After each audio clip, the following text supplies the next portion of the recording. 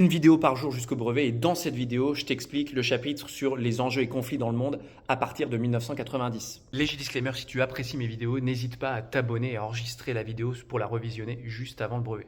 Le 25 décembre 1991, l'URSS s'effondre et laisse comme seule hyperpuissance mondiale dans un monde qui devient donc unipolaire et non plus bipolaire comme pendant la guerre froide, les États-Unis qui eux vont se placer donc en gendarmes du monde.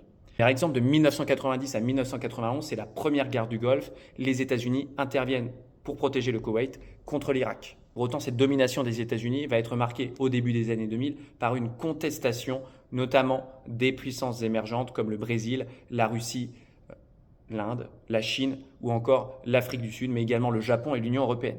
Le symbole qui montre ce passage d'un monde unipolaire, c'est-à-dire avec domination des États-Unis, à un monde multipolaire, ce sont les attentats du 11 septembre 2001 qui ont touché les États-Unis.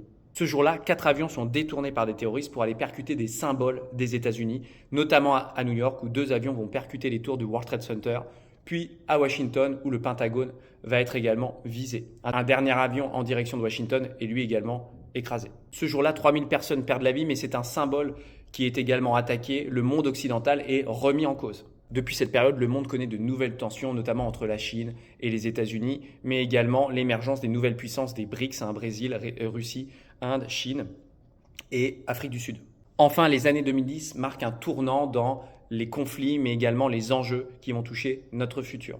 Multiplication des actes terroristes, prolifération nucléaire, cyberguerre. En 2011, le printemps arabe qui a vu certains dictateurs mis à la porte et des guerres civiles se déclencher dans certains pays. Puis dernièrement, la pandémie de Covid-19, la guerre en Ukraine, la recrudescence du conflit israélo-palestinien, les exactions commises contre la communauté ouïghour en Chine. Le monde est en droit de se demander ces dernières années si ce type de conflits ne sont en réalité pas des crimes contre l'humanité. Enfin, dernier sujet qui va toucher le monde entier dans les années à venir et qui est déjà en train de le toucher, c'est évidemment la question du changement climatique.